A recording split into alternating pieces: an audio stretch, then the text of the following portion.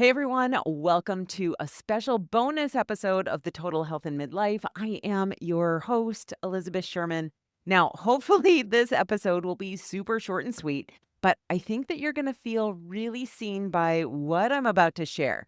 Now, I've been talking with a lot of women in my community lately about overeating, why it happens, how frustrating it is, and what to do when it feels like food is running the show. And honestly, I just got back from a 2-week trip in Italy. So, food, really good, amazing food, and wanting to eat lots of it has been super top of mind. But something deeper has been coming up in these conversations, something that I think that you might relate to. So, I wanted to pop in here and talk directly to you. So, here's what's been happening lately. I created a new free guide called 82 Reasons Why You Overeat that have nothing to do with food. And I've been a little blown away by the response.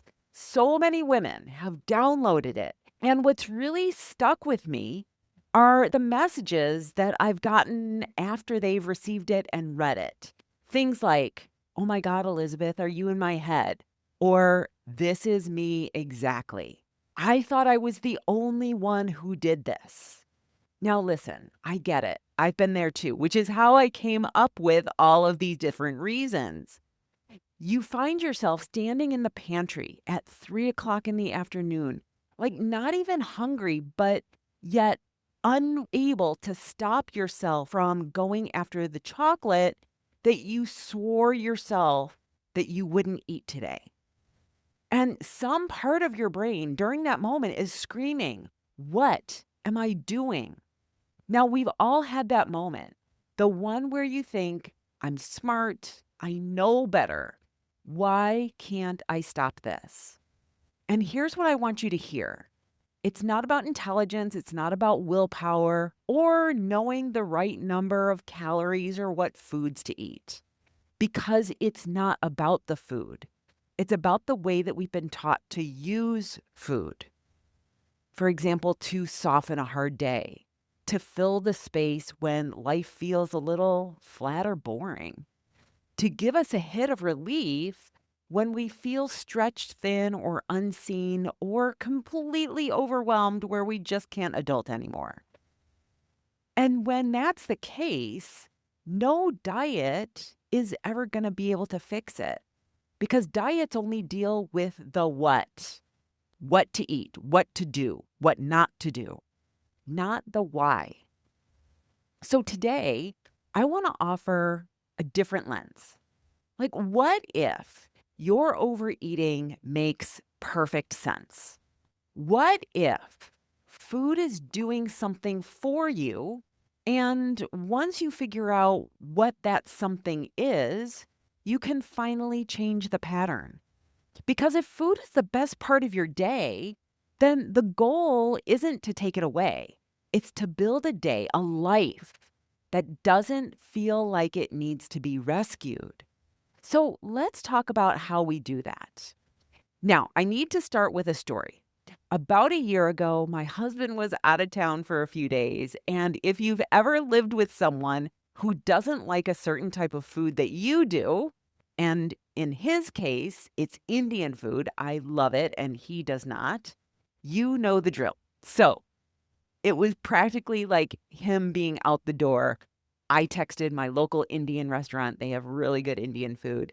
And I ordered all of my favorites, like paneer, uh, garlic naan, chicken masala, rice, samosas. I ordered enough for probably 4 people, minimum. I told myself it was for leftovers, of course, but to be honest, I wanted options. I wanted to taste everything. I wanted comfort. I wanted to enjoy the food and just to be silent and eating. So I made a bowl. I got cozy on the couch. I turned on Netflix and I started eating, and I really enjoyed it. It was delicious and I was satisfied. But then I was done. And that moment came where I looked at my empty bowl and I thought, I want more. Not because I was still hungry, but because it was so good, because I was alone and the couch was cozy and the show was good.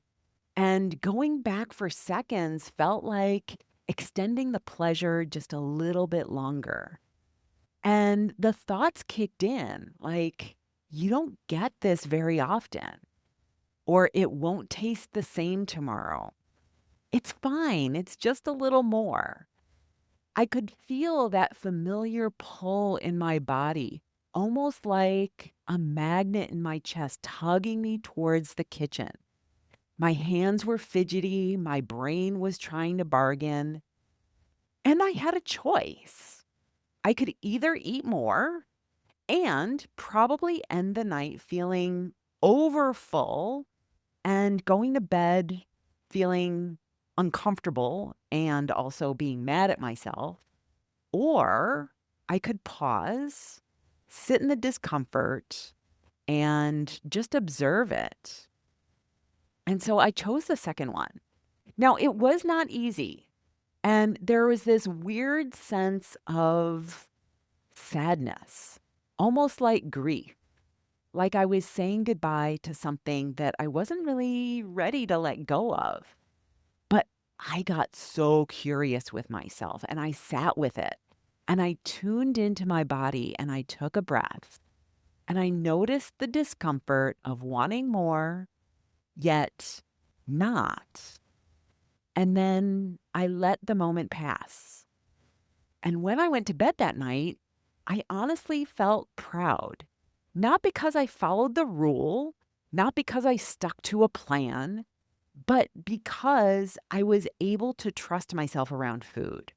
I let the moment come and go, and I didn't abandon me. And that felt like a huge win. But I want to be clear, this isn't always how it was. There was a time in my life, even as a personal trainer and nutritionist, where I scheduled overeating. Like literally, I planned it into my week.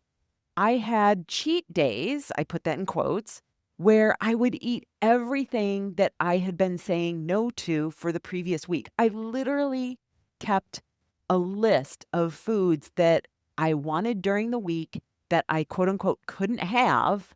So things like pizza or cookies, chips, ice cream, nut mix. And I would eat it fast, almost like I was ashamed I had to get it down before the rules came back on Monday. And I know now that I wasn't enjoying the food at all, but I was binging on freedom. Because diets train us to believe that food is actually the problem, that our appetite is the problem, that we are the problem. But honestly, that's not true. And what I've learned is that overeating isn't about being out of control. It's about being under cared for. And that moment with the Indian food, it wasn't willpower. It was care. It was noticing. It was me paying attention to me. And it was me choosing to be on my own side. And here's what I want to share. You can learn to do it too. Even recently, I had one of those, oh my gosh, still in there moments. I was testing out a continuous glucose monitor, not to lose weight, but just to see how certain foods were impacting my energy and my sleep, and also to test some theories about listening to your body and if the CGM were to pick up on those. Totally sciencey and geeky and things that I love to do and whatever. Anyway, a few days into it, I realized that my blood sugar was actually pretty low, and I decided that I was going to do some food logging. Within days, old thoughts came flooding back of me starting to log my foods, and I found myself negotiating what to eat so that I could stay in the green zone of the numbers of the food logging tool, feeling just these tiny jolts of shame when the number went red, praising myself when it went lower. And that's how deep this stuff goes. We are so conditioned to believe that we need to earn our food, that exercise counts towards more food. We need to explain our hunger or justify our choices with these numbers.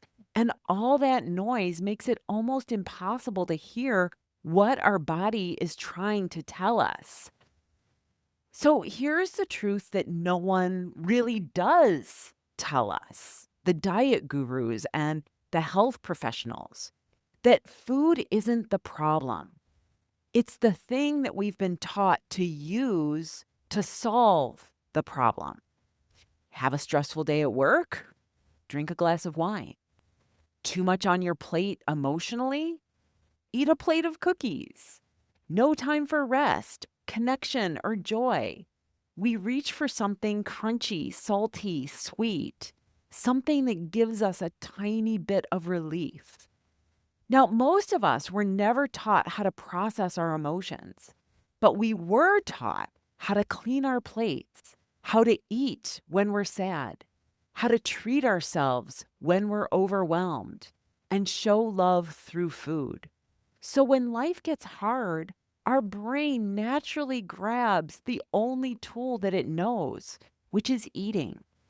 That's why diets don't fix this, because diets focus on what you eat. But overeating isn't about what you're eating, it's about why you're eating it. If we don't understand that, we will just keep trying to control the food without ever healing the real problem. And here's another truth bomb: not overeating doesn't start at dinner. It actually starts with how you treat yourself all day long. If you wake up and immediately go into caretaking mode, you skip lunch, you power through with coffee and a protein bar, barely breathing between meetings, telling yourself that you'll rest later, that you have so much to do, then you wonder why you lose control over snacks at 9 o'clock at night. That's not failure. That's just science and physics. You're not overeating because you're broken or there's something wrong with you. You're eating because you're running on fumes, physically, emotionally, and mentally. And we expect ourselves to white knuckle through dinner like the day didn't just drain the life out of us. If you want to stop overeating, we have to flip the question. So instead of what should I eat, we start with why am I eating right now? Now, often it will be because I'm hungry, but is it always? Or is it because I'm bored, because I'm overwhelmed? I'm avoiding something. I'm rewarding myself. I deserve this. And once you know the answer, then we can actually do something about it. That's how you break this cycle. Not with more rules, but with more awareness. Because if food has become your main way to cope, that doesn't mean that you're bad. It means that you've been using the best tool you had access to. And now you're just ready for better tools. So if no one's ever told you this before, let me be the first. There is nothing wrong with you because you haven't figured this out yet. This isn't a personal failing. It's a missing skill set, and you can learn it. So listen, if food is the best part of your day, we need to fix your day. Now, that doesn't mean taking away your favorite meals. It means building a life that actually feels good to live in, that you don't need to escape with food. And that's why I created the 82 Reasons Guide, which you can get at elizabethsherman.com/82-reasons. And I will also put it in the show notes. But I created the guide so that you can start to see that overeating isn't random and it's not a mystery. It makes total sense once you know what to look for. It's also why I'm teaching a free class on how to stop overeating without going on a diet. Now, it's happening Wednesday, May 21st at 1 p.m. Eastern Time, 12 p.m. Central, 10 a.m. Pacific, and it's going to be packed with insight that you've probably never heard before. So you'll find all of the details at the link to sign up at elizabethsherman.com/stop-overeating. That link will also be in the show notes, and I would love to see you there because this can get easier and you don't have to do it alone. Now, if you've been nodding along today, and if you've seen yourself in any of these stories, this class is for you. How to stop eating without going on a diet isn't about rules or restrictions. It's not about cutting out sugar or white knuckling your way through cravings. It's about understanding what's really going on underneath your eating pattern so that you can stop feeling like food has control over you. So, in this class, you will learn why willpower isn't the issue, and it never was, how stress, habit, and emotion quietly lead to overeating even when you're not hungry, and what to do before the overeating starts so that you don't end up at the bottom of the bag again. Now, this class will give you a whole new lens to see your behavior through, one that's rooted in curiosity and compassion, not guilt or shame.